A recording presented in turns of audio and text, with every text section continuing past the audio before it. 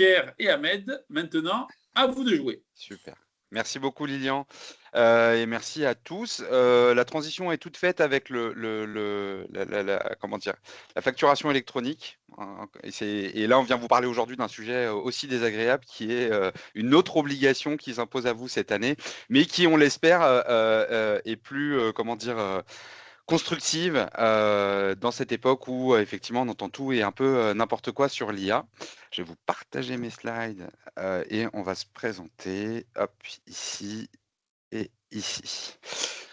Alors, je suis Ahmed Salama et Pierre Soulier est avec moi. Alors Pierre, je ne sais pas si je le vois pas moi sur mon écran, mais il est là. Voilà, on a créé Snap AI il y a plusieurs mois maintenant, presque une année, pour permettre aux entreprises TPE, PME d'accéder à la conformité et notamment à la conformité sur l'AI Act. Alors, pourquoi est-ce qu'on a fait ça? L'idée, elle est toute simple, c'est que nous, on vient de l'environnement, enfin de la tech, globalement, pour appeler ça comme ça. Donc, on vient d'entreprises qui développent des éditeurs de logiciels, des entreprises qui sont en rapport avec des clients au quotidien, et souvent des clients grandes entreprises et des grands groupes qui, eux, ont très, très facilement accès à la conformité. Et ce qu'on a constaté, c'est que des TPE, PME, hop, c'est que des TPE, PME, eux, ne sont pas forcément, n'ont pas forcément accès à ça et n'ont pas forcément accès à la conformité. C'est quelque chose qui aujourd'hui est très compliqué pour ces TPE, PME. Donc, on a décidé de simplifier l'accès et à cette obligation qui concerne tout le monde et qui est assez neuve et dont on va vous parler aujourd'hui. Et pour ça, je vous propose ce programme-là. Donc, effectivement, on a l'introduction. On va rentrer dans le détail de ce qu'est l'AI Act. L'idée, c'est que vous ayez les armes, entre guillemets, pour comprendre ce que vous devez ou ne devez pas faire dans votre entreprise. À quel moment est-ce que vous êtes concerné? Est-ce que vous êtes concerné concrètement? Et ce que vous fassiez, ce qu'il faut que vous fassiez concrètement pour être conforme. On va aborder effectivement les risques. Et on va vous parler de notre offre, mais c'est vraiment pas le sujet d'aujourd'hui. Là, on est dans cette période d'évangélisation, on appelle ça, de diffusion de l'information sur le fait que l'AI Act arrive. Il y a une date butoir qui arrive, qui est le 2 août, mais ça, on va vous le dire 200 fois pendant le webinaire. Donc voilà. Ah, le problème aujourd'hui, il est celui-là, c'est que les PME, elles utilisent l'IA massivement. Je pense que vous êtes tous à au moins l'avoir essayé, mais qu'il n'y a pas aujourd'hui cette notion de conformité ou de connaissance, entre guillemets, de la réglementation autour de l'utilisation de l'IA. Mais surtout, il n'y a pas de connaissance des risques. En fait, c'est un peu la problématique. C'est-à-dire qu'il y a concrètement des risques aujourd'hui dans l'utilisation de l'IA dans votre entreprise. Ça, c'est concret et réel. Et c'est pour ça qu'il y a une réglementation, d'ailleurs, qui arrive. Et pour ça, et pour concrétiser, entre guillemets, ce problème, alors ce que je vous propose, c'est de cliquer sur l'onglet Q&R que vous avez sur votre page, hop, ici. Et je vous pose cette question, qui utilise déjà l'IA dans son entreprise? Donc, si vous cliquez sur l'onglet Q&R, ici, vous allez voir, il y a une flèche qui va vers le haut et voter. Et alors, vous pouvez voter et dire si vous utilisez l'IA dans votre entreprise et écrire un commentaire, effectivement, pour dire si vous voulez rentrer un peu plus dans le détail et nous dire un peu comment est-ce que vous l'utilisez. Est-ce que tout le monde voit le bouton QR? C'est dans la barre du haut, hop, écrit en direct. Juste à côté de conversation. Juste à côté de conversation. Voilà. Non, je vois des. Si, on a 5 personnes Ah. qui ont déjà voté pour. Et nous sommes combien? Nous sommes 27. Si on enlève de 25. Il n'y aurait que 5 entreprises sur 25 dans la salle qui utiliseraient l'IA. Alors, ce qui pourrait être intéressant, effectivement, c'est qu'on voit pourquoi est-ce que les autres ne l'utilisent pas aujourd'hui. Ça peut être pour des raisons sectorielles ou tout simplement, hop. Voilà. En fait, il y a des anomalies sur le. Ok, bon. Très bien. Alors, ce qu'on constate surtout, nous, au quotidien, c'est effectivement, et c'est pour ça qu'on vous a mis ces exemples-là, les outils les plus utilisés, c'est ChatGemini, Copilot, Claude. Effectivement, je n'ai pas mis Claude, vous voyez, mais alors que Claude fait fureur en ce moment. Le CRM, c'est là aussi on va trouver de l'IA aujourd'hui et ça fait partie des logiciels les plus utilisés par les entreprises de toute taille d'ailleurs. Les outils de planification, les agendas tout simplement. Et il y a de plus en plus d'IA partout. Là, l'idée, c'est de vous dire qu'effectivement, il y a de l'IA vraiment partout. Les logiciels de compta aujourd'hui que vous avez, Penny Lane, etc., utilisent de l'IA, les ERP, les logiciels et les chatbots clients. Voilà, ça, c'est les exemples les plus courants qu'on vous a mis. Et parfois, l'idée de cette slide, si vous voulez, c'est de vous dire que parfois, vous utilisez l'IA et vous ne le savez même pas. Et dans ce cas-là, vous êtes aussi responsable. Et on va rentrer dans ce détail-là, justement. Pierre, je te laisse prendre la suite. Oui. En fait, alors, juste pour se présenter, je ne me suis pas présenté. Moi, je suis. Oubliez ça. Actuellement, ça fait 8 ans que je travaille dans l'IA. Je suis expert IA au sein de la BPI et je fais partie du comité de normalisation de l'AFNOR. De l'AI Act. Donc, l'AI Act, qui est une obligation européenne, qui est traduite aujourd'hui en droit français, et via l'AFNOR, qui a ce rôle-là. Donc, on est au cœur avec Ahmed des différentes discussions et comment ça va se traduire sur notre application de demain. Ce qui est important aujourd'hui par rapport au nombre de personnes qui ont voté ou qui n'ont pas pu voter, c'est que sans s'en rendre compte, on se retrouve à utiliser l'IA sans le vouloir parce qu'il commence à s'intégrer dans l'ensemble des logiciels. On retrouve dans les CRM, dans les outils commerciaux que vous avez pu utiliser, un HubSpot, un Salesforce, de plus en plus d'IA qui est en train de s'intégrer sans trop vous demander l'autorisation, mais on a du scoring automatique des prospects, on a des recommandations d'action. Quand on fait de la comptabilité, on a de plus en plus là les petites étoiles qui nous disent utiliser l'IA pour pouvoir faire un compte-rendu, un résumé rapidement. On utilise Google. Je ne sais pas si beaucoup de personnes ont la suite Google, mais on retrouve des résumés d'emails. On va retrouver du peaufinage sur notre webcam de l'image. Tout ça, ça va utiliser de l'IA sans qu'on le veuille, sans qu'on donne vraiment l'utilisation, mais on se retrouve en tant qu'utilisateur d'IA.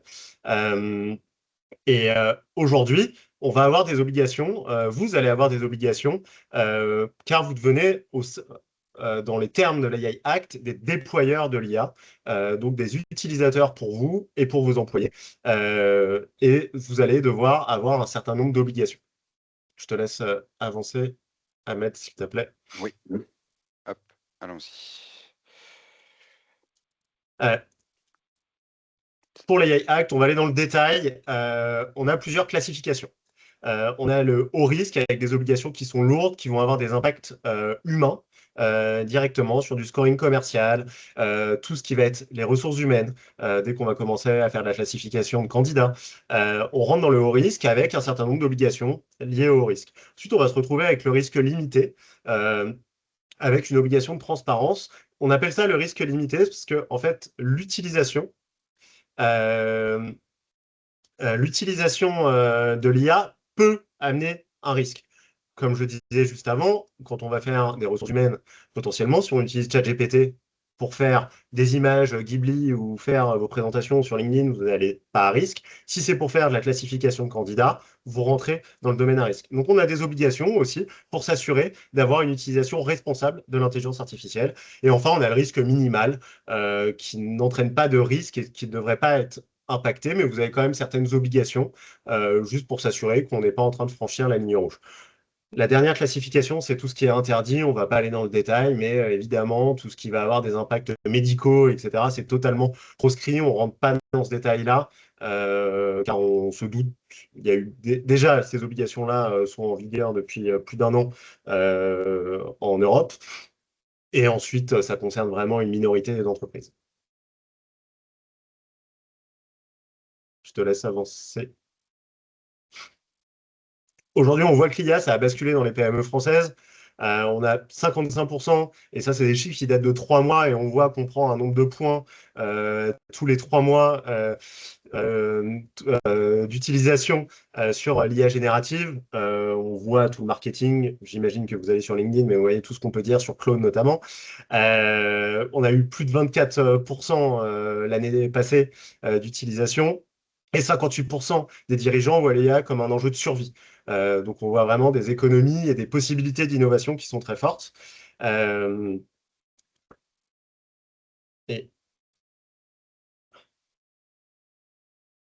je te laisse, Ahmed. Il y a un petit lag, Pierre, c'est pour ça. Ah, pardon. Ouais. Non, je t'en prie. Là, ça arrive normalement, tu l'as. Ouais, c'était toi sur le risque. Ouais, bien sûr, exactement. Alors, le risque, il est très simple et à chaque fois qu'on fait une intervention comme ça en CCI, on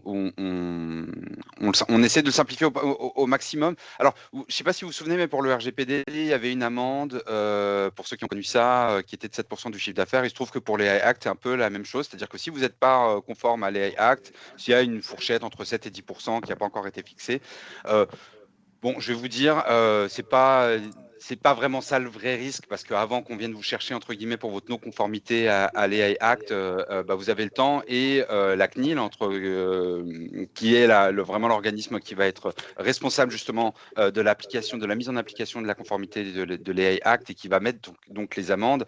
Elle va plutôt venir voir les grandes entreprises et c'est là où ça commence à vous concerner, les grandes entreprises et le secteur public, parce que pour qu'une grande entreprise soit conforme à l'AI Act ou pour que le secteur public entre guillemets soit conforme à l'AI Act, il faut que tous les prestataires et tout l'écosystème en fait qui l'entoure le soient également. Et c'est là où ça commence à vous toucher. D'ailleurs, on commence à le voir de plus en plus. C'est-à-dire que dans des appels d'offres, qu'on voit des exigences de mise en conformité à l'AI Act, c'est-à-dire d'exigences de preuve pour répondre à l'appel d'offres que vous êtes bien conforme à l'AI Act.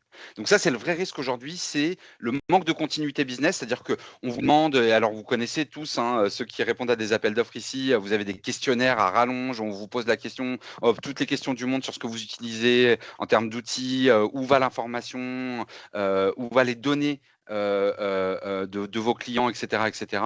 Voilà, cette conformité à l'ACT, elle va être aujourd'hui nécessaire et pour pouvoir répondre à des appels d'offres, mais aussi pour continuer à garder ses clients. Là, en ce moment, on accompagne une entreprise qui, justement, risque de perdre un contrat qu'elle a depuis des années, j'allais dire des dizaines d'années, mais c'est un peu ça, hein, parce que, justement, la conformité est passée par là. Et donc, c'est une grande entreprise qui impose à une toute petite entreprise de 25 personnes d'être conforme, parce que sinon, cette grande entreprise elle-même ne maintient pas sa conformité.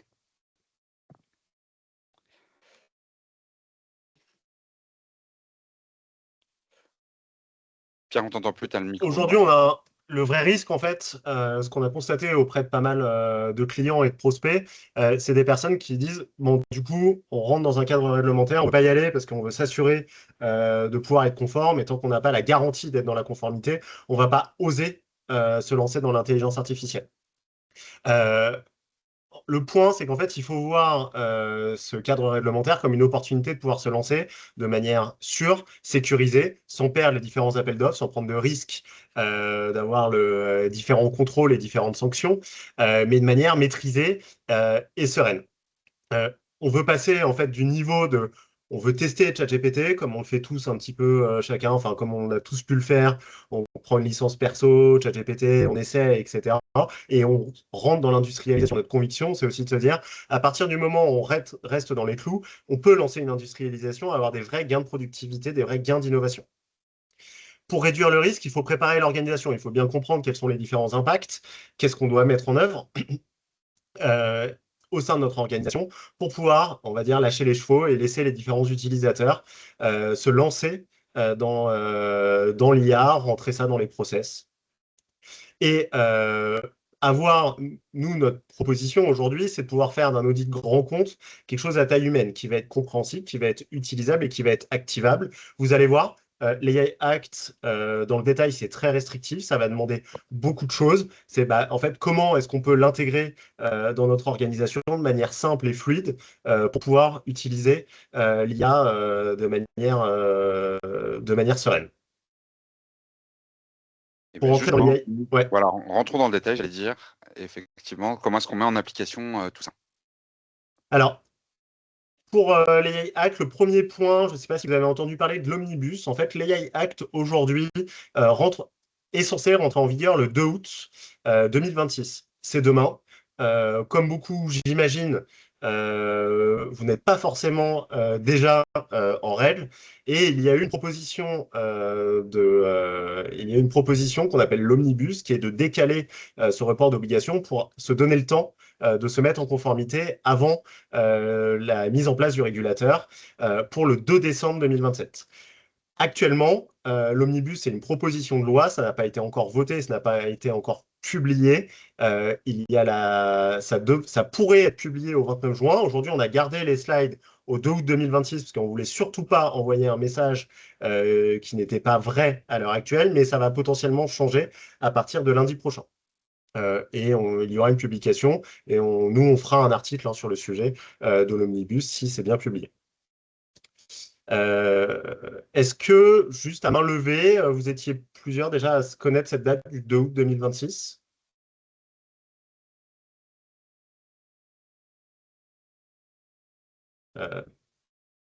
D'accord, donc une main levée, deux mains levées, trois mains levées, une personne qui était à nous. Donc voilà, on voit qu'on arrivait quand même sur une date qui était butoir avec peu de communication.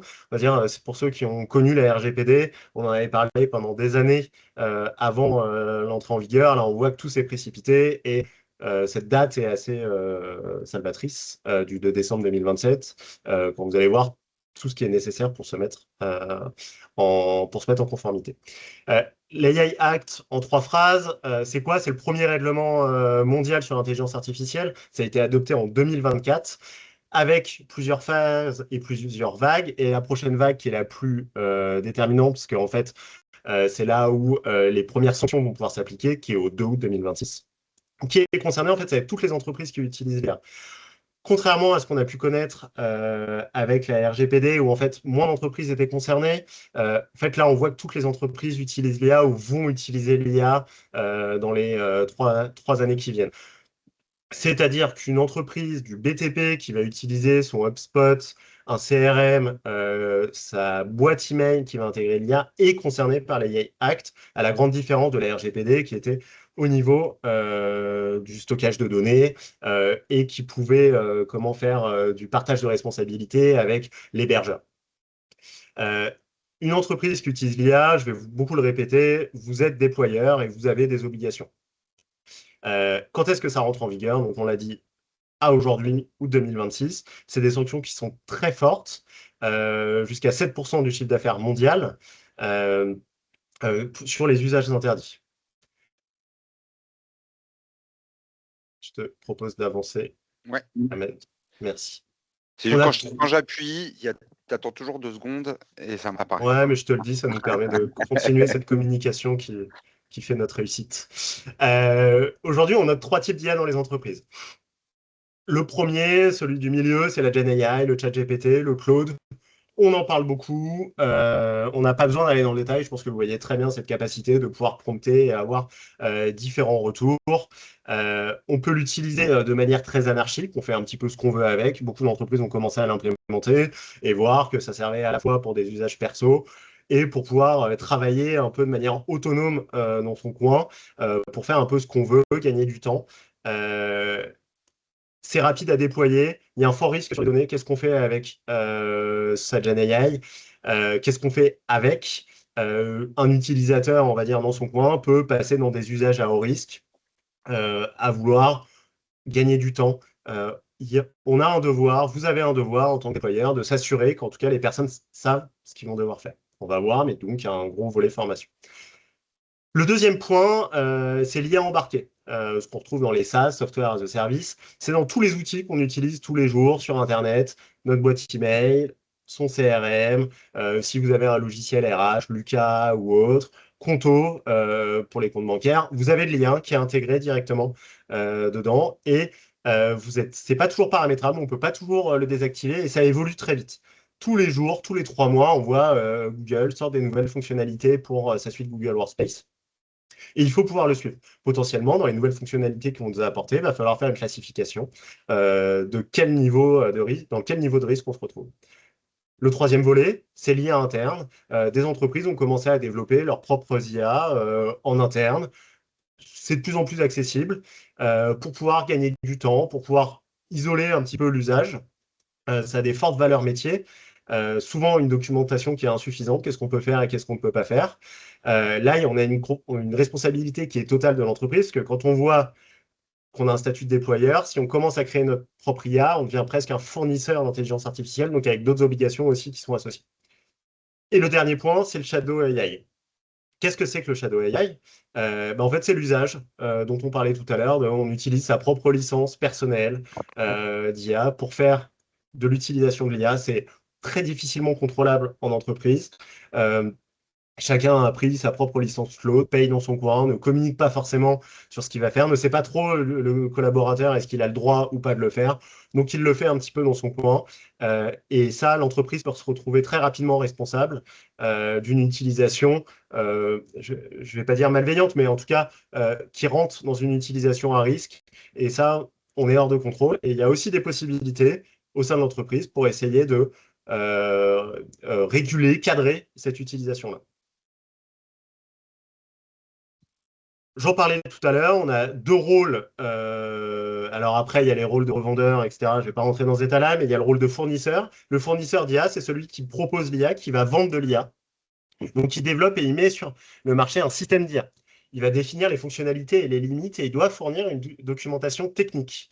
Il est responsable de la conformité du système. Il s'assure qu'il ne va pas faire des classifications autour d'origine et il va devoir mettre ça dans une documentation et proposer à son client. Et on le voit sur ChatGPT, si on demande, moi j'avais essayé de faire une photo un peu Pixar de mes enfants, il dit bah non, là c'est une utilisation de photos d'enfants, je refuse de traiter des données d'enfants. Et Pixar est soumis à du droit d'auteur, donc on ne va pas pouvoir le faire. Donc lui, il va s'assurer de la conformité du système. Par contre, il ne va pas être responsable de ce que l'utilisateur va faire de son système. Le déployeur, donc vous, aujourd'hui, il va utiliser l'IA dans son activité, il va choisir les cas d'usage. Vous allez pouvoir dire à vos utilisateurs, à vos collaborateurs, voilà ce que vous pouvez faire avec l'IA, ce qu'on vous préconise de faire. Vous allez pouvoir le paramétrer et l'intégrer dans vos outils. Et vous allez décider comment et par qui l'IA est utilisée. Et ça, c'est votre responsabilité. Vous, votre responsabilité, c'est l'usage réel de l'IA. Qu'est-ce qu'on va en faire dans tel cas d'usage? Est-ce qu'on rentre dans un usage qui est autorisé ou non? Est-ce que cette nuance est claire? N'hésitez pas hein, à mettre, Lilian nous a dit qu'il ferait la voix sur les messages qui pourraient être ajoutés dans le chat. Je te laisse avancer sur le slide d'après, qui est vraiment le focus en tant que déployeur. Donc, c'est utiliser l'IA conformément à la notice d'utilisation, donc ce qui a été proposé par le fournisseur. Recenser l'ensemble de vos usages, dans quels usages l'entreprise va utiliser l'IA, quand est-ce que vous autorisez l'utilisation de l'IA, mettre en place des mesures organisationnelles, comment on l'utilise, par qui, pourquoi, encadrer les usages par des règles internes, refuser l'utilisation à haut risque. Et en fait, rentrer ça dans les règles internes, c'est former les utilisateurs aussi. Donc, leur expliquer comment on va l'utiliser, pourquoi on l'utilise, pourquoi on interdit ces différents cas d'usage et surveiller les usages dans le temps. On s'assure qu'à chaque entrée d'un nouveau collaborateur, il est bien au courant des cas d'usage autorisés par l'entreprise. Et on s'assure qu'on n'a pas de dérive avec des piqûres de rappel, des rappels, des nouvelles notices. On voit que l'IA va très vite, évolue très vite, des nouveaux cas d'usage sont intégrés. Comment est-ce qu'on s'assure que cet usage reste conforme?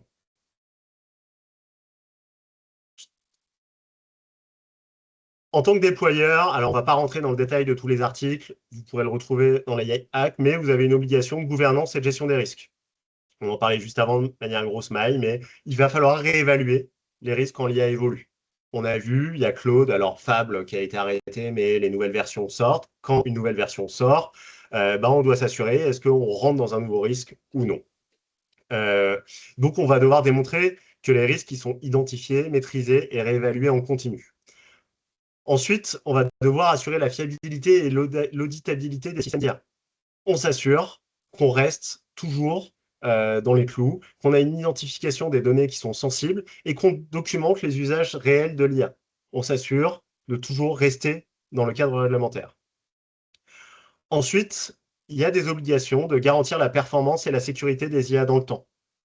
On mesure la performance, la robustesse et on a un suivi post-marché. Qu'est-ce que ça veut dire un suivi post-marché? C'est les évolutions. Quand j'utilise HubSpot, Salesforce ou autre, on a ces évolutions-là. On s'assure qu'on est toujours dans une utilisation responsable. Et enfin, la transparence et la supervision humaine.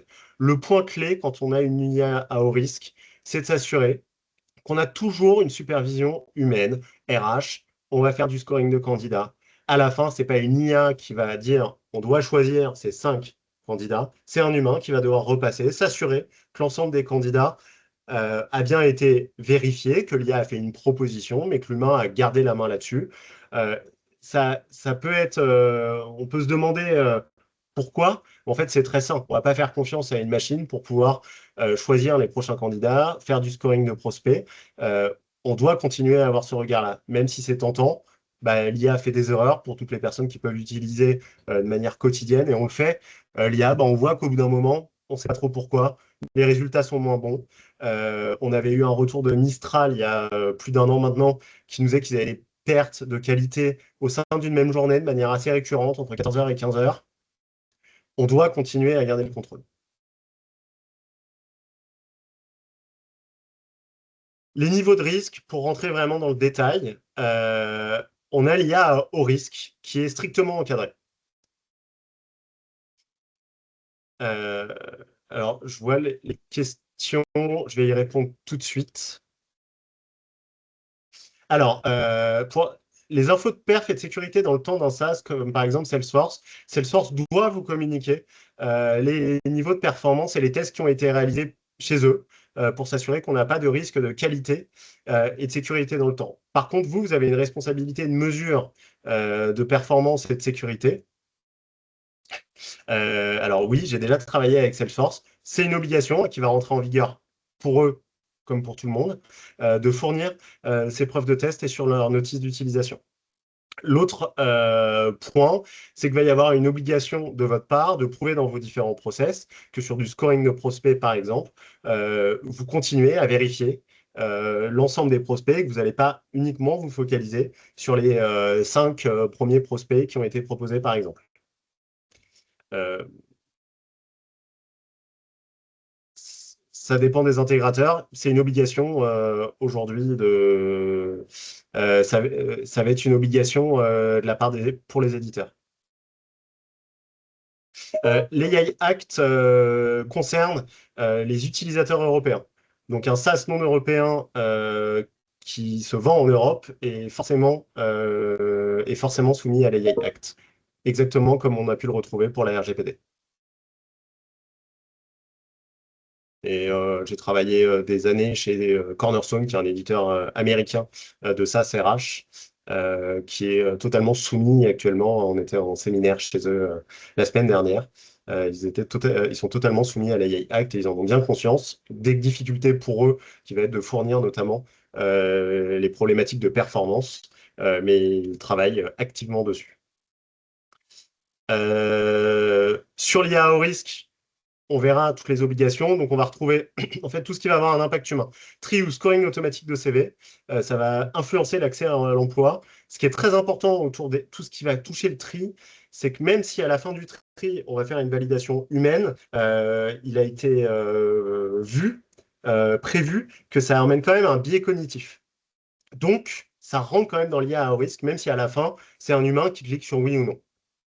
L'évaluation automatisée des performances, l'impact sur des promotions, bonus, sanctions, RH, évidemment, ça rentre dans du haut risque. Le scoring de solvabilité au risque client, les fameux KYC qu'on connaît dans la banque,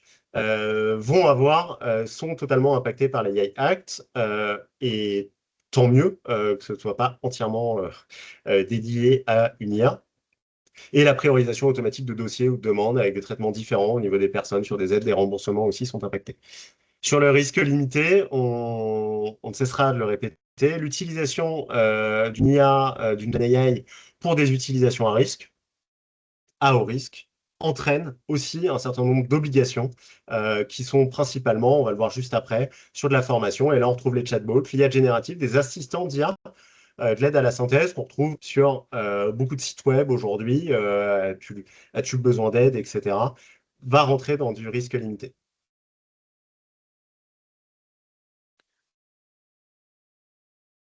Alors, selon le niveau de risque des usages IA à haut risque, les actions qui sont à mettre en place, c'est identifier précisément les cas d'usage IA. Si on sait qu'on est en train de travailler sur une IA qui fait des ressources humaines, Lucas, Payfit, etc. C'est savoir, en fait, très bien, et ça, ils pourront vous le fournir, on vous présentera comment nous, on peut vous le fournir. Les cas d'usage d'IA, est-ce qu'ils sont à risque ou non? Mais la première question, quand on a une utilisation d'IA, RH, de solvabilité, etc., c'est OK, je suis dans une IA à haut risque. Je dois faire une analyse des risques. Par rapport à ce qu'on a vu, est-ce qu'on touche les droits fondamentaux, des biais, est-ce qu'on va avoir un impact? Encadrer les données utilisées, est-ce que je suis sur de la donnée personnelle, est-ce que je suis sur de la donnée générique? Est-ce que j'ai eu une autorisation d'un point de vue RGPD, évidemment, à traiter cette donnée-là? Mettre en place une supervision humaine, surveiller les performances et les dérives. Ce qui a été vrai hier sur un scoring de candidat va peut-être changer demain. Gérer les mises à jour et les évolutions du modèle, donc s'assurer que quand on va avoir une évolution de modèle sur Salesforce, est-ce que je suis bien au courant? Est-ce que l'éditeur me tient bien au courant? Et former et reformer les utilisateurs concernés.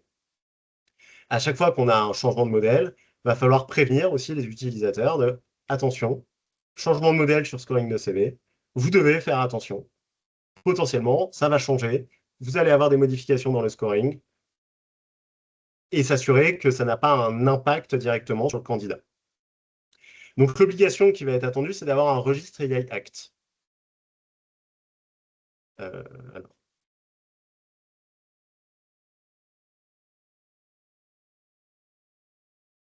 Et qui est hébergé dans un environnement Azure en Europe. Alors ça, c'est une question RGPD.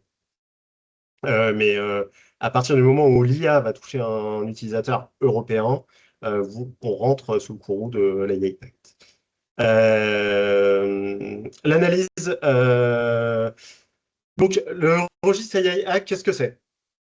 On l'a connu avec le registre de traitement RGPD, où on devait savoir quand une donnée était traitée sur un serveur, dans quelle zone il était traité, est-ce que c'était des données qui étaient sensibles, etc. On va devoir faire le même travail avec l'utilisation de l'IA. Est-ce que j'utilise Salesforce? Quel cas d'usage j'utilise avec Salesforce? Est-ce que je rentre dans l'IA à haut risque? En fait, c'est créer un premier diagnostic de mon utilisation de l'IA au sein de mon entreprise. Cette analyse de risque, elle doit être documentée et on doit documenter cet usage. Qu'est-ce que j'ai le droit de faire? Qu'est-ce que je n'ai pas le droit de faire? Si je suis sur une IA à haut risque, la procédure de supervision humaine, qui peut être très simple. J'ai prévu, dans le cas d'un scoring de CV, de systématiquement avoir mon responsable de recrutement qui va faire une vérification pour s'assurer que l'ensemble des candidats a été traité. Est-ce qu'il est OK? Est-ce que ça a été validé ou non? Le journal de suivi et de traçabilité qui est associé.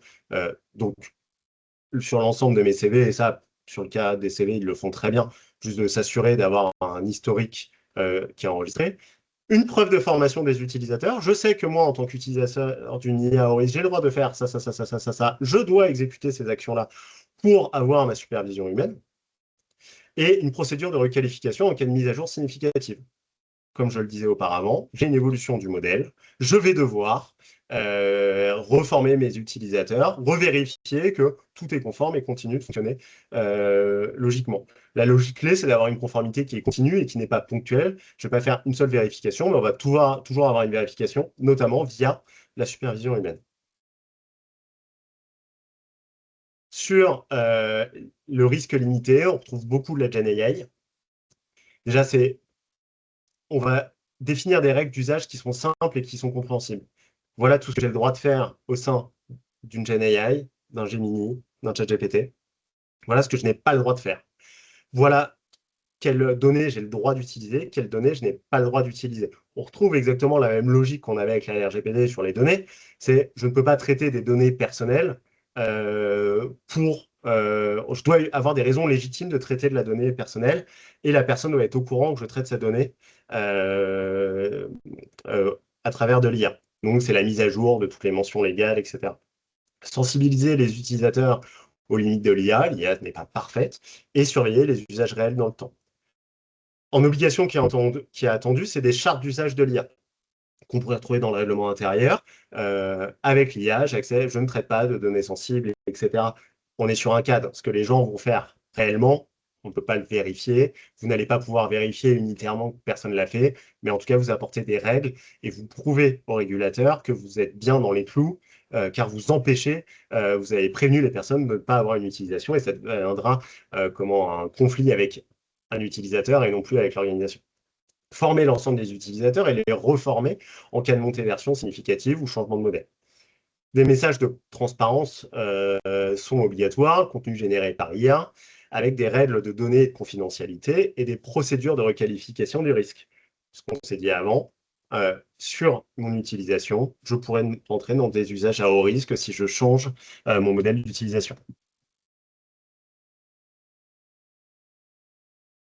En résumé, vous devez maîtriser les usages de l'IA, vous devez gérer les risques, évaluer les impacts sur les personnes, documenter et tracer ce que vous faites, donc avoir ce registre AI Act qui est à jour, sur lequel vous pouvez documenter que vous avez bien conscience d'avoir des IA à haut risque, ou justement que vous avez bien vérifié que vous n'avez pas d'IA à haut risque. Donc en fait, vous pouvez travailler de manière plutôt sereine à travers des formations et des obligations qui sont limitées. Vous devez vérifier et surveiller dans le temps que vous ne passez pas dans des IA à haut risque, et former et encadrer les utilisateurs.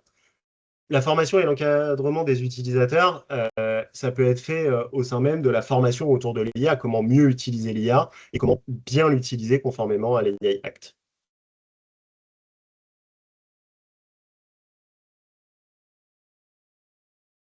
Nous, ce qu'on souhaite vous proposer maintenant, c'est on a préparé un peu un pré-diagnostic pour voir comment vous pouvez vous qualifier et vous classifier au sein de votre usage. On va vous donner un QR code sur le prochain slide. On va se prendre 5-10 minutes le temps de récolter vos différents résultats et on vous présentera votre différent scoring et pouvoir répondre à différentes questions.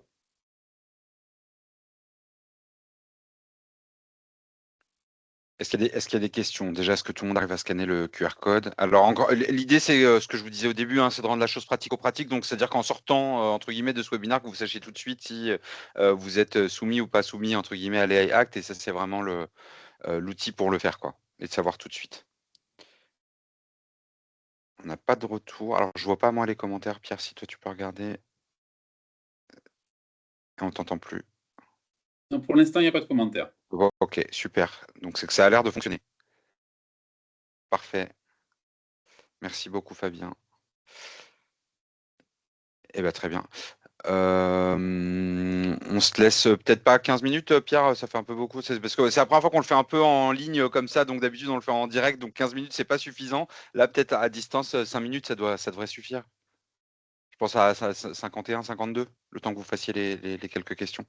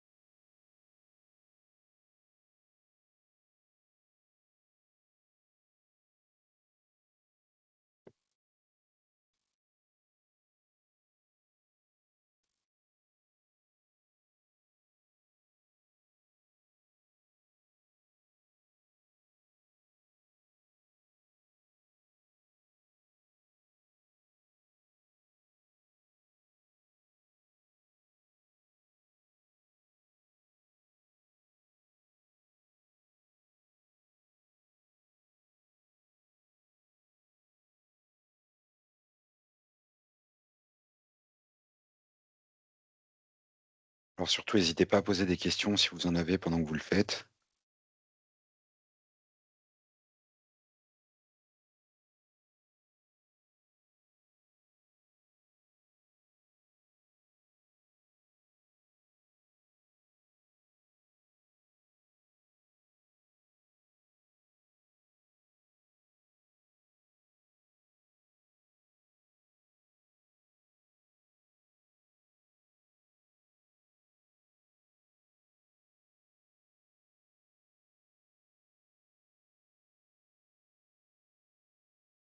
Je vous propose qu'on se laisse encore une ou 2 minutes, sauf si des personnes ont besoin de plus de temps. Ouais, je veux bien quelques minutes, que il faut que je copie-colle. Ouais. Après, je peux continuer, Pierre, et on peut revenir dessus une fois que tu es bon. Hein. Ouais, très bien.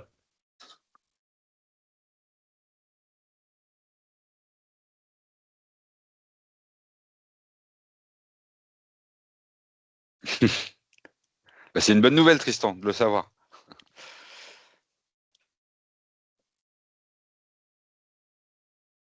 Si ça peut te rassurer, Tristan, moi aussi.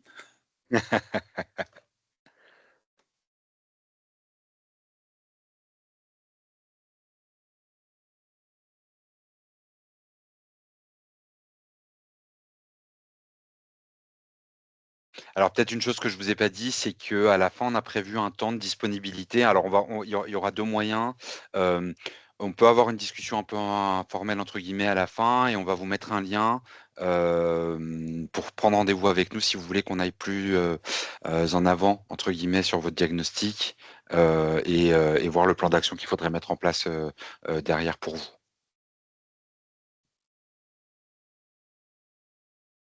Allez, j'avais dit 52, encore une petite minute.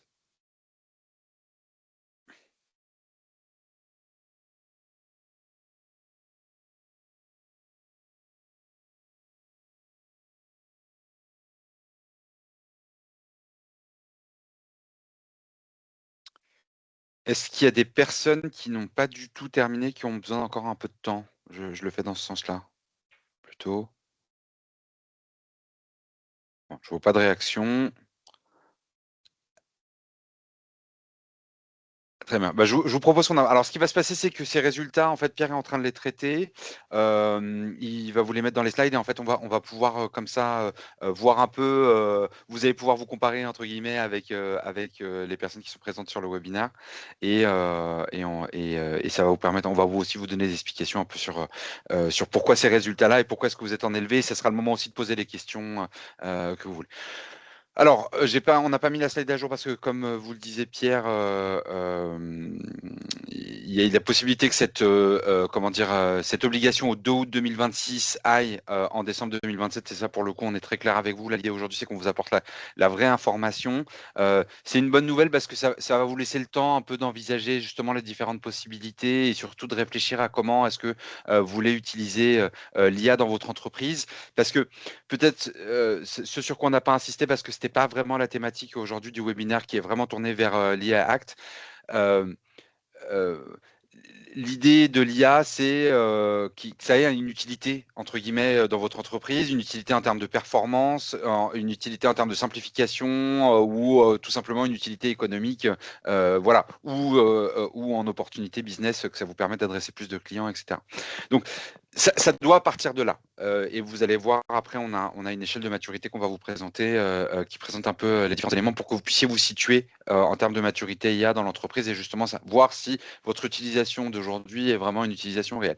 Mais en tout cas, de manière, réglementaire. Donc la deuxième partie, c'est-à-dire que d'abord c'est d'avoir une IA qui vous serve à quelque chose entre guillemets et ensuite derrière d'avoir la réglementation, qui suit et si vous ne l'avez pas encore fait, de structurer votre architecture IA via, la réglementation. Donc aujourd'hui, voilà, c'est le diagnostic Snap AI, donc ça vous en avez fait, vous avez fait une version courte entre guillemets aujourd'hui, mais ça vous permet déjà de vous donner une indication. Le recensement de tous les SaaS, alors tous les SaaS, tous les outils, applications qui utilisent de l'IA dans votre entreprise, ça vous le savez pas forcément, mais nous on le sait parce que on a ce qu'on appelle un outil qu'on a créé qui s'appelle l'AI Watcher et qui va chercher directement les informations sur Internet pour savoir quel outil entre guillemets est intégré dans quel SaaS ou quel logiciel que vous avez à disposition aujourd'hui, sans forcément que vous le sachiez. Et effectivement, l'information des collaborateurs. Donc ça, c'est des choses que vous pourrez mettre en place directement.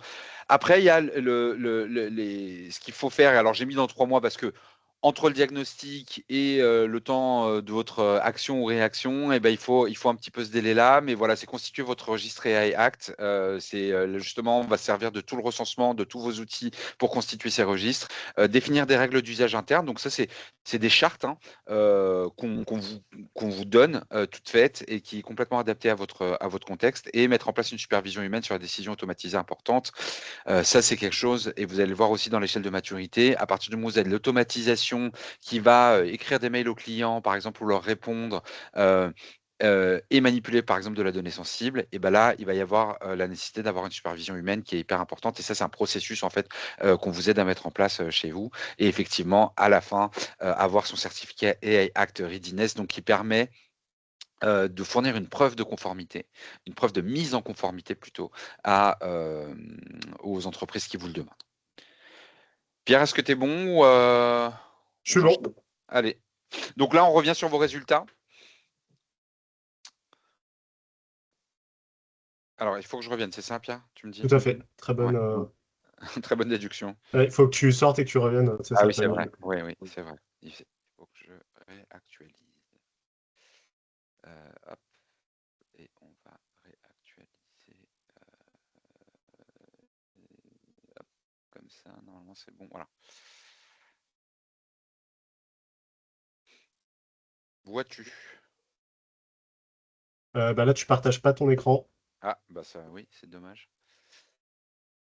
Merci, Pierre. Hop. Donc là, c'est bon. Ouais. A priori. Ouais, le point, là, sur 15 personnes qui ont répondu, l'idée, c'est de voir qu'en fait, on a une personne qui est en risque critique, 7 personnes en modéré. On a un risque vigilance et surveillance, hein, grosso modo, qu'il y a une utilisation aujourd'hui qui n'est pas à risque, mais qui pourrait rapidement glisser sur un risque modéré avec plus d'actions à réaliser. Notre point, hein, derrière ce pré-diagnostic, c'est de se rendre compte que, en fait, très rapidement, déjà, à travers quelques questions, on arrive à voir qu'on a des obligations qui nous incombent directement. Parce que, en fait, dès qu'on utilise, et tu peux aller, merci, sur le slide d'après, en fait, dès qu'on veut utiliser de l'IA qui est intégrée dans un outil SaaS, en fait, rapidement, on va se retrouver sur un risque qui est sous surveillance, donc une nécessité d'avoir un registre AI Act avec ses obligations qui sont associées. 100% des personnes dans l'entreprise doivent former leurs équipes à l'AI Act, donc c'est-à-dire qu'on a une utilisation de l'IA qui commence, en tout cas qui est mise en œuvre d'une manière ou d'une autre. 93 vont devoir documenter, encadrer leurs usages d'IA générative. Et ils vont devoir 40% doivent constituer un registre des usages IA, mettre en place une supervision humaine des décisions IA, classifier leurs usages d'IA par niveau de risque, et doivent réaliser une évaluation d'impact, et enfin nécessitent un audit de conformité immédiate. On a eu le risque élevé.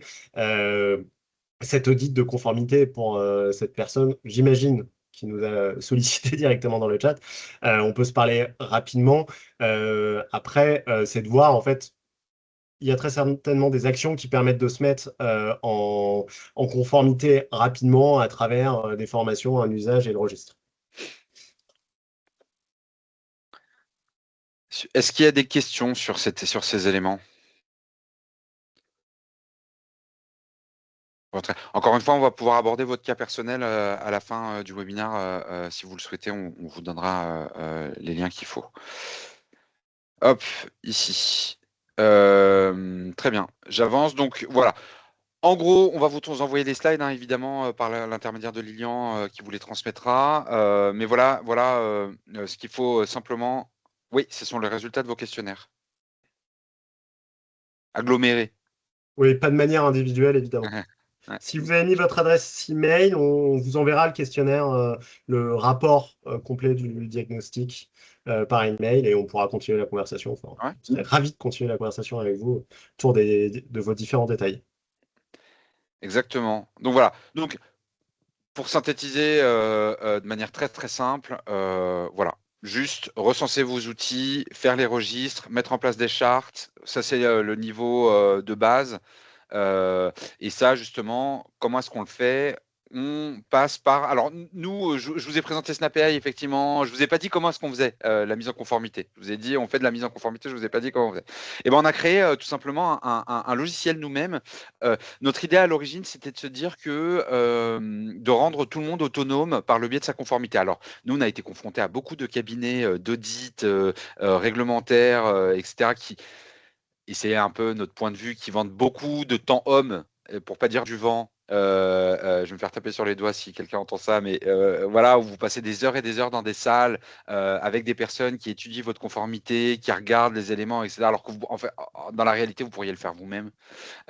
Et voilà. Et on voulait pas être entre guillemets victime de l'hypocrisie qu'on dénonce. Donc on a décidé de faire autrement et de créer justement cet outil qui est un outil SaaS. Hein. Donc ça veut dire que via un lien, un URL que vous mettez dans votre navigateur, vous pouvez y accéder directement et ensuite vous avez vos identifiants, vos mots de passe. Vous intégrez dedans les caractéristiques, ou en tout cas le nom des outils que vous avez, et la conformité se fait de cette manière-là. Évidemment, il y a d'autres questions qui vous sont posées, mais on propose ce niveau d'autonomie-là. C'est-à-dire que tous les ans, vous êtes en capacité de faire votre mise en conformité AI Act. Voilà. Ça, c'est vraiment un de nos différenciants principaux. Alors, il n'y a pas beaucoup d'acteurs sur le marché, hein, je vous le dis tout de suite, et il n'y a pas beaucoup d'acteurs associés aux TPE, PME. La plupart des entreprises qui se créent comme nous vont aller viser du grand compte directement. Nous, on connaît très bien ce marché-là. On sait qu'il y a aussi une notion de mission, si vous voulez, là-dedans. C'est-à-dire que voilà, il y a une volonté de faire en sorte que tout le monde soit conforme et puisse continuer son business de la manière la plus simple possible et de ne pas faire de cette IA Act une difficulté, mais au contraire une opportunité, comme l'a très bien dit Lilian au début. Alors, Et clé en main. juste, pardon Oui, pour t'interrompre, oui. pour répondre notamment à la question qu'on a eue tout à l'heure sur Salesforce. Nous, en fait, on a travaillé sur aujourd'hui plus de 850 éditeurs SaaS pour enregistrer les différentes utilisations de l'IA qui sont intégrées. On a un outil qui fait une veille automatisée Voilà. ensuite. Et notamment sur Salesforce, on a tous les cas d'usage associés à l'IA qui sont enregistrés avec les niveaux de risque qui sont croisés hein, avec l'utilisation des données vous allez renseigner pour vous sortir ce registre AI Act. Donc, le travail qui avait été remonté tout à l'heure avec Salesforce, etc., nous, on a nos entrées pour récupérer l'ensemble de ces informations-là, pour que vous ayez l'information et, maintenir ce registre à jour sur vos éditeurs. Oui, exactement. Pour le dire peut-être dans d'autres mots, Pierre, c'est-à-dire que quand vous passez de Claude Opus 4 points, je ne sais plus combien, à Fable qui est interdit maintenant, mais à un autre Claude ou de ChatGPT 5 points à 5.6, etc. Ça, c'est ce qu'on appelle un changement de modèle qui modifie entre guillemets un peu les caractéristiques de vos registres et il y a d'autres points sur les formations, etc. Mais ça, c'est dans un usage un peu plus avancé. Et le dernier point, alors peut-être les deux derniers points, mais le dernier point, je le traiterai autrement, mais l'expertise. C'est-à-dire qu'aujourd'hui, la légitimité, nous, elle vient du fait qu'il y a une expertise, donc on est expert BPI. Officiellement, entre guillemets, je vous dirai juste après ce que ça implique. Donc, expert BPI sur les sujets de l'IA. Voilà. Et deuxième compétence, alors pour le coup c'est la compétence de Pierre, c'est d'être à la Commission nationale AFNOR. Donc la réglementation européenne, donc l'AI Act est une réglementation qui est située à une échelle européenne, ce que je viens de dire, mais qu'il faut décliner dans chaque pays individuellement. Et en France, c'est l'AFNOR qui est là pour décliner justement les exigences de l'AI Act et faire en sorte que ce soit bien appliqué et applicable en France en l'occurrence. Donc voilà, donc cette légitimité-là, elle est bien pour vous parce que voilà, vous dites que vous travaillez avec des personnes qui sont reconnues et par votre CCI et par la BPI et par la FNOR en l'occurrence, mais ça permet aussi de débloquer des fonds et des aides BPI qui ne passent que par cette expertise BPI, c'est-à-dire qu'il vous faut un agent BPI agréé pour débloquer ces aides. Ça, je vais vous le montrer juste après. Et sinon, et alors c'est la dernière semaine que vous allez voir ces offres-là parce qu'on évolue et que et notre clientèle aussi entre guillemets. Donc c'est l'occasion entre guillemets. Donc l'objectif, notre objectif à l'origine, c'était de faire en sorte que donc je vous ai dit d'aborder les TPE, PME sur ce point de conformité, mais qui dit aborder les TPE-PME, c'est aussi rendre la chose accessible. Alors, quand on dit TPE-PME, ça ne veut rien dire. Hein. Vous pouvez être tout seul et être une toute petite TPE ou être une grosse TPE en termes de chiffre d'affaires et être 200 et être encore une PME. Donc, l'idée, c'était de rendre la chose accessible. Quand je vous disais, c'est la dernière semaine qu'on fait ces tarifs-là. Je vous montrerai ensuite vers quoi on passe. Donc, là, l'idée aujourd'hui, c'est que vous puissiez soit avoir ce qu'on appelle une autonomie guidée, donc utiliser le logiciel pour votre mise en conformité au quotidien. Et donc ça vous permet, voilà, les 349 € permettent de l'utiliser au quotidien, soit d'être complètement guidé. D'accord. Et ça, c'est 599 €. On vous enverra les slides, vous aurez tout le détail. Sinon, vous avez tout sur notre site internet.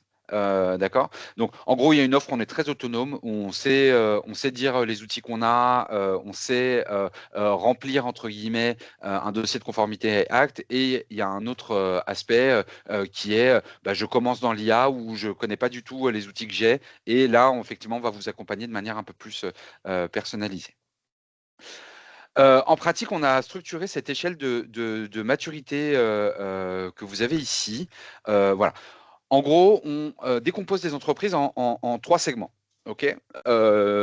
Premier segment, ici, donc ce qu'on appelle le niveau 1, c'est on utilise l'IA, mais on ne sait pas ce que ça implique réglementairement. Donc, voilà. Vous utilisez ChatGPT pour faire des choses un peu plus simples. Vous utilisez Claude pour faire des retouches d'images ou Gemini pour faire des retouches d'images, par exemple. Mais vous ne vous êtes pas posé la question de la réglementation qui est associée. Voilà. Là, vous êtes dans le niveau 1 et là, ce qu'on recommande effectivement, c'est d'avoir au moins un Audit AI Act pour savoir si vous êtes conforme ou pas et surtout structurer un plan d'action, d'accord, qui va vous permettre de l'être si jamais vous ne l'êtes pas. Et souvent, il ne faut pas croire qu'un plan d'action, c'est quelque chose qui va vous coûter 100 000 €. Hein. Il faut être vraiment, parfois c'est des petites actions du quotidien ou mettre en place une charte ou mettre en place un affichage, enfin je dis n'importe quoi, mais vous voyez, par exemple, la charte, c'est quelque chose qui est très simple et très rapide et qui peut vous mettre tout de suite en conformité, vous faire basculer de non conforme à conforme. Voilà, ça peut être typiquement ce genre de choses. Vous avez le niveau 2, qui est l'IA copilote. Donc là, vous avez déjà une conscience, entre guillemets, un peu plus poussée et cette conscience, vous l'avez transformée en action dans votre entreprise. Et donc voilà, donc vous avez des usages IA qui sont actifs. Donc, par exemple, vous allez prospecter avec de l'IA ou vous allez faire des choses un peu redondantes avec de l'IA. Mais pas de cadre réglementaire. Donc, vous avez une IA active, mais pas de cadre réglementaire. Là, vous commencez à rentrer dans les dispositions où on commence à être dans des risques élevés parce que justement, il y a beaucoup d'informations qui vont passer par votre IA sans forcément que vous regardiez ou vous sachiez exactement l'exhaustivité des informations qui passent dedans. C'est là où l'intérêt de notre expertise BPI est intéressante. Pourquoi? Parce que souvent dans cette situation-là, et ça on vous le dit d'expérience, vous allez avoir besoin d'un plan d'action concret, complet. C'est-à-dire que l'audit simple ne résoudra pas votre mise en conformité. Il va falloir aller plus en avant. Et c'est pour ça que cette offre-là a été créée aussi par la BPI. Donc, ça s'appelle le Diagia, tout simplement. On arrive, ça se passe sur 1 à 2 semaines en fonction des discussions. Et on analyse la structure de votre activité, les IA que vous avez déjà mis en place. Et surtout, on va chercher avec vous et avec les personnes du terrain, là où on peut automatiser, où on peut mettre de l'IA. Et ensuite, effectivement, il y a cette notion réglementaire qui va rentrer en ligne de compte. Voilà, donc c'est pour ça que ça prend 1 à 2 semaines. Alors là, l'intérêt, et c'est très simple, c'est que cette prestation coûte 10 000 €. Donc c'est le prix qui est fixé par la BPI, c'est pas nous qui le fixons, d'accord.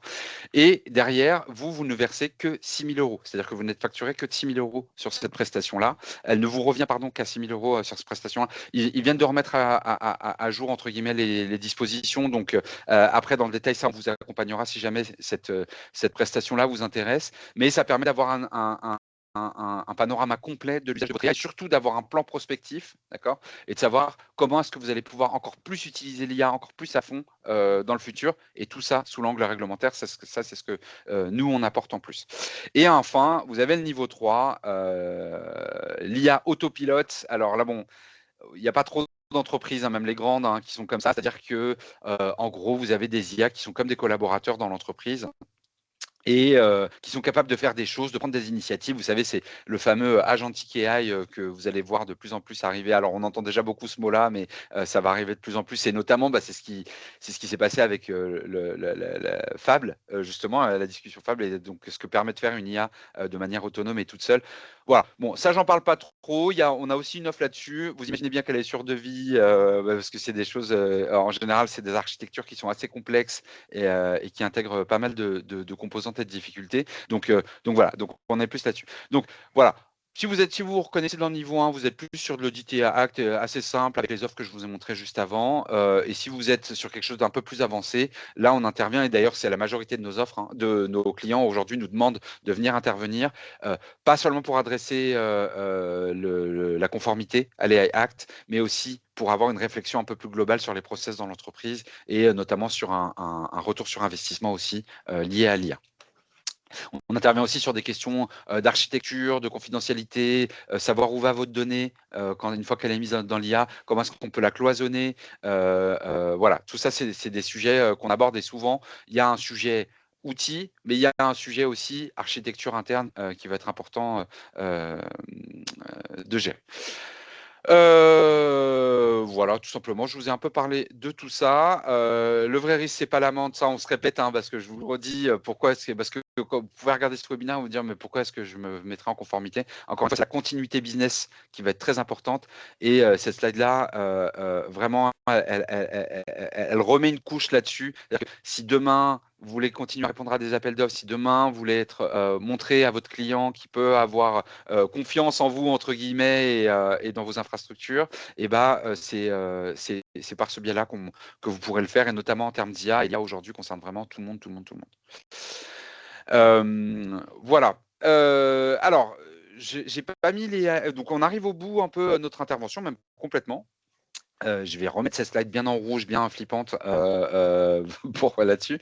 Alors, il y a plusieurs moyens de nous voir. Alors, ce que je vous propose, c'est de vous manifester là tout de suite en commentaire si vous souhaitez qu'on garde quelques minutes ensemble et ensuite qu'on vous attribue entre guillemets 1 heure histoire que vous attendiez pas dans le vide, hein, tout simplement. Là, tout de suite, on pourra faire aussi initial, on pourra séparer Pierre et moi pour prendre entre guillemets répondre au plus de questions possibles. Donc ça, c'est ce qu'on fait d'habitude. Et ensuite, on va vous mettre un lien. Hop, j'arrête le partage. Et je vais aller chercher mon lien ici. J'ai pas eu le temps de faire le QR code. Désolé. Hop, ici.